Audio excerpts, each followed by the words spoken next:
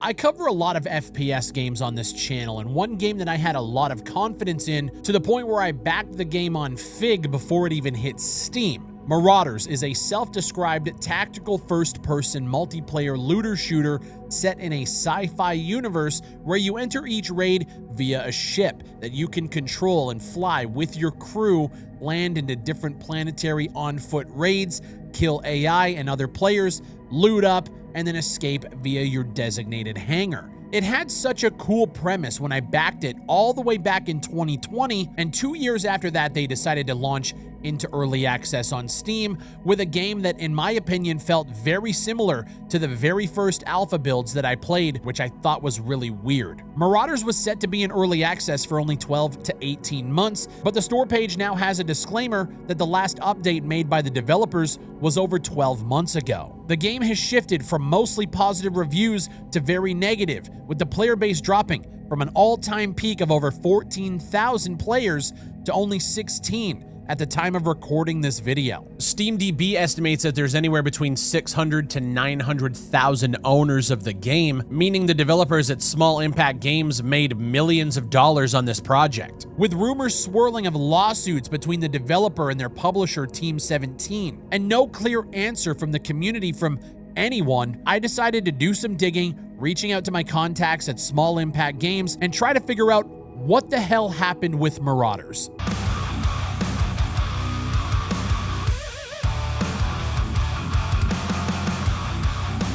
When I first played Marauders, I was looking at a pre-alpha build of a game that had a very unique premise at a time where the term extraction shooter wasn't a household name. DMZ didn't exist, the cycle just released into alpha, and Arc Raiders was still a co-op PvE game that was essentially being concepted at the time. The idea of flying in a ship, engaging in space combat with other players before even landing into the raid was so cool, and I felt like they could have taken that concept and ran with it. Imagine a game like Void Crew or Jump Space, but then landing and heading on foot into a Tarkov-style game loop set in an alternative 1990s experience. It was one of the coolest concepts that I had seen for an FPS in quite some time. Then the game launched into early access on Steam, so it had a bigger online presence, more eyes on the project. They brought in a publisher in Team 17, but when I played the game for the first time in 2022, it felt eerily similar to the first build I had played like a year and a half prior. Fast forward 2 more years and a string of major updates, starting with Red Baron, which dropped a new boss, new raid spots, and more weapons. United Allies rolled in a brand new colony cruiser map, a fresh faction, as well as tournament play. You had Excavation, which brought in the mining frigate. A breach-only raid for high-risk loot runs. Plunder followed that, adding a raider mode, leaderboards, and another full wipe. And finally, we had Retribution, the biggest update yet, with reworked asteroid mines, the rebel base and fortress raids, and a UA commander boss fight that again reset the entire slate. And then nothing. Panic began to set in when at the tail end of 2022, Small Impact Games changed their company name to Fracture Games Limited, which has since been dissolved as a company. Rumors began to circulate that at the end of 2023, Team 17, the publisher for Marauders, was engaged in a lawsuit with the development team. Now these rumors, you can see them all over Reddit boards and the Steam community hub, but I can't find any record of any of this being real. There is a post on Reddit where a user was asking for confirmation of whether or not this thing actually happened, and Met the Doc, who is a former SIG developer, has jumped into that thread 7 months ago and confirmed it, but is saying that the lawsuit has now ended or is over. I reached out to James at Small Impact Games back at the beginning of this year, and I asked about the future of the game and where Small Impact Games currently is. I received a message then that they were currently working away on new content and they couldn't let me know about it, but also mentioned that they've had a very tough time keeping the player base growing. Now, we all know multiplayer games are a dime a dozen nowadays, and if you aren't creating consistent content, communicating consistently, and keeping people's eyes on your project, you're most likely going to die. But I took comfort in the fact that new content was apparently coming. Fast forward 9 months, and here we are. No new updates, no new content. and it's been radio silent from the developers. So I reached out again. I was sent from James over to Mitch, who is another co-founder of Small Impact, and he decided to answer every single one of my concerns and questions. And what he said was, EA release went far better than expected, but they ended up spending most of the budget. Concurrent user numbers weren't enough to have ongoing support at that scale, so Team 17 scaled down the services of the game to match. No lawsuits or anything. So at this point, Mitch has denied that there was ever a lawsuit ever going on with the studio and the publisher. Are they lying? I don't know. Was there NDAs involved with this entire thing that might have him bound and he can't say anything anyways? Who knows? I kind of just have to take him on his word that no lawsuit ever happened. Mitch says that they tried every update configuration to get players back in, and it didn't work, which led to production slowing down. They've spent the last year working with other games companies to figure out what to do, and they've recently stopped that and have started a rework of Marauders. Mitch also confirms that they've seen the Reddit drama over the name change. It was essentially, according to him, another business thing. Mitch says because they had multiple SVP companies for the UK, they wanted an ongoing name, so we've always used a trading name of Small Impact Games. Regardless, it was business stuff that really doesn't matter to the average consumer. That being said, what does matter, according to Mitch, is that an announcement is going to be coming very, very soon, and he says that they've been having a little bit of trouble moving the project from UE4 to UE5. I would imagine that the big announcement is going to be that move from UE4 to 5 once they can get everything completed. But he also says that the dev team has been scaled down at least in half. There are 6 community developers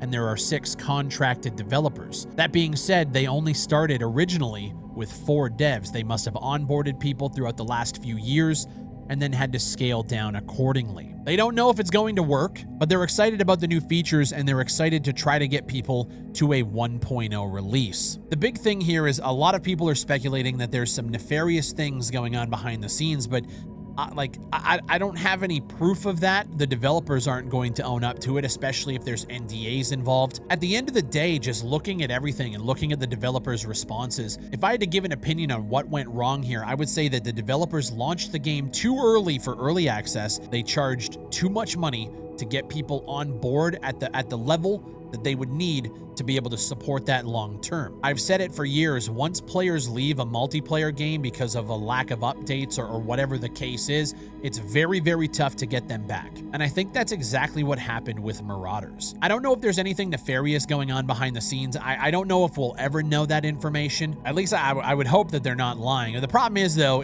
I think at this point, if they're moving the game from Unreal Engine 4 to Unreal Engine 5, I don't think that's enough of a change to bring people back. I also don't think the game looked particularly bad on Unreal Engine 4. I'm not quite sure of the reason for the updates. As you guys know, we're developing our own single-player stealth action shooter, and we're using Unreal Engine 4. It's a very stylized game, and we don't need to take advantage of things like Nanite and Lumen. I don't think Unreal Engine 5 is the solution to save a project. But if I can be honest, I really don't know what it would take for these guys to bring a player base back to this game outside of completely overhauling everything and bringing it up to a standard of quality that I just don't think you can present as a 4 or a 6-man team. It honestly just kind of sounds like this game is going to die. That being said, I think the biggest mistake that developers can make as they're out in the public selling the game on public platforms is going radio silent. We're going to see the same thing happen when BattleBit comes back potentially later this year or next. BattleBit has gone radio silent for the last year.